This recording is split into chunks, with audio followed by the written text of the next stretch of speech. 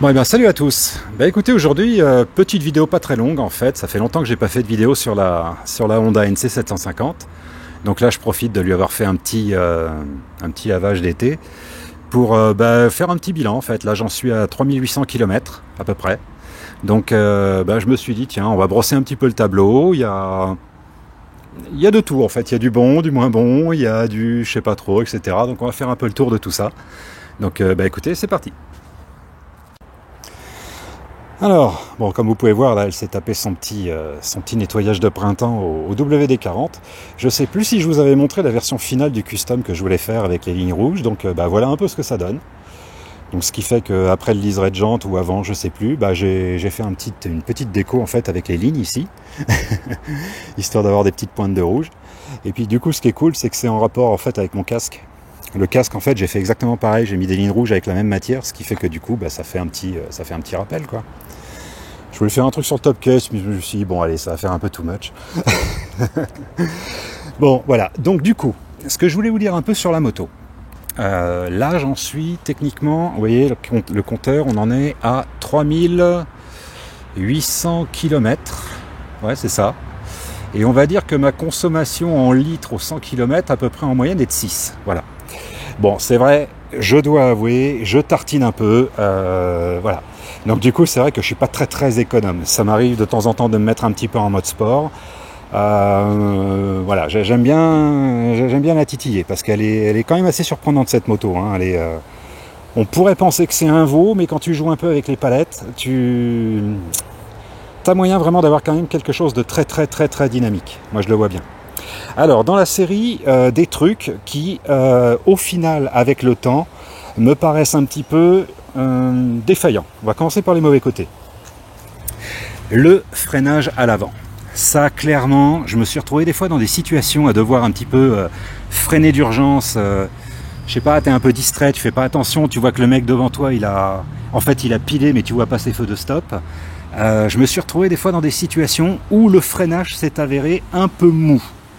De l'avant et encore plus de l'arrière. Donc je ne sais pas si ça c'est des choses qui sont réglables un petit peu en atelier, peut-être que oui, peut-être qu'il y a une histoire de pression, j'en sais rien, mais le freinage à l'arrière est vraiment extrêmement mou. Je veux dire, il faut écraser la pédale pour vraiment commencer à sentir une résistance au cul de la machine.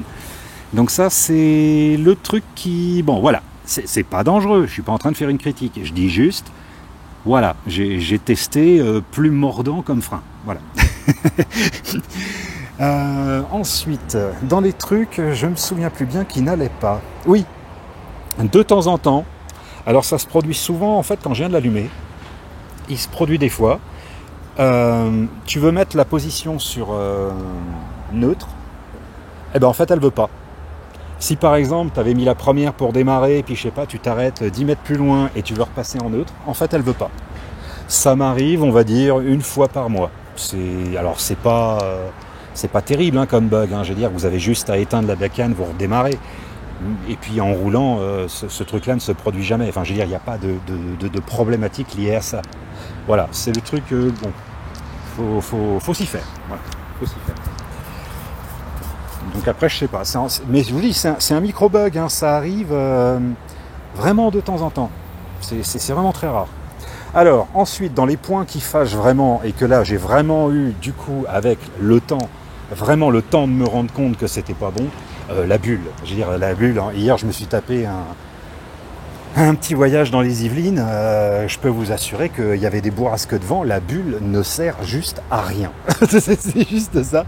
En fait, si tu veux vraiment avoir une efficacité sur la bulle, il faut que tu prennes ta tête et que tu la mettes juste derrière. Mais sinon, pour le reste, non, elle est très sensible au vent.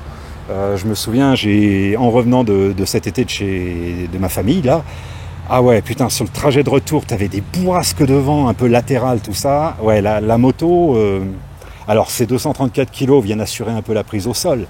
Mais je veux dire par là, ouais, les vents de face sont quand même assez problématiques. Je pense que dès que j'aurai... Là, j'ai pas de blé, je suis sec à mort.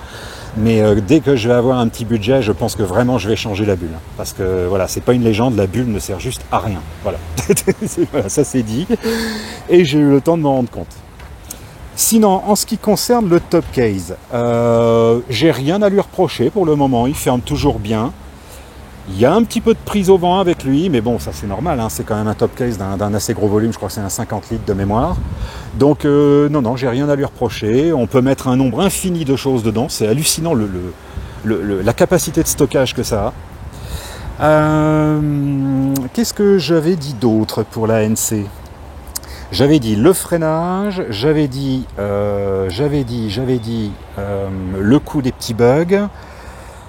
Mais sinon, pour le reste, voilà. L'éclairage de nuit. J'ai eu l'occasion de rentrer de nuit. Je dois avouer que l'éclairage est un petit peu... Ouais, ça manque un peu de champ. C'est pas vraiment de distance que ça manque un peu de champ sur les côtés. Donc je comprends les mecs qui ajoutent après les... Je comprends les gars qui ajoutent les petits feux additionnels sur le côté. Je comprends pourquoi ils le font. C'est vrai que dans les tournants des fois, le faisceau du phare est très étroit.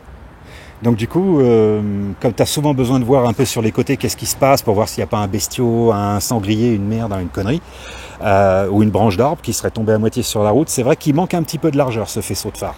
Voilà, c'est ce que j'ai repéré un peu avec le temps. Sinon, pour le reste, qu'est-ce que je pourrais dire de la moto? Bah écoutez, j'en suis toujours extrêmement content, hein, j'ai pas de soucis. Là, j'ai juste ces connards de la fourrière là qui m'ont tordu complètement mon protège chaîne. Voilà. Vous voyez, ici, il y a une... En fait, ici, là, vous avez complètement le plastique qui est tordu. Et encore là, vous le voyez dans un bon état parce que je l'ai redressé avec un décapeur thermique qui a chauffé un peu le plastique. Mais sinon, le truc était complètement tordu. Et en plus, ces petits bâtards, ils avaient tordu complètement la patte métallique ici qui frottait contre la roue dentée. Donc, quand j'ai recherché ma bécane en fourrière, je peux vous assurer que j'étais furieux. La bécane, j'en prends soin. Vous voyez, elle est nickel, tout. Ah ouais, j'étais dans une colère obélique. Alors, sinon, j'essaie de me rappeler là, des trucs histoire de casser les couilles un peu, mais non, c'est à peu près tout. Voilà. C'est à peu près tout ce que je peux en dire après 3800 km. J'en suis toujours extrêmement content. Tu mets un coup de clé, ça marche.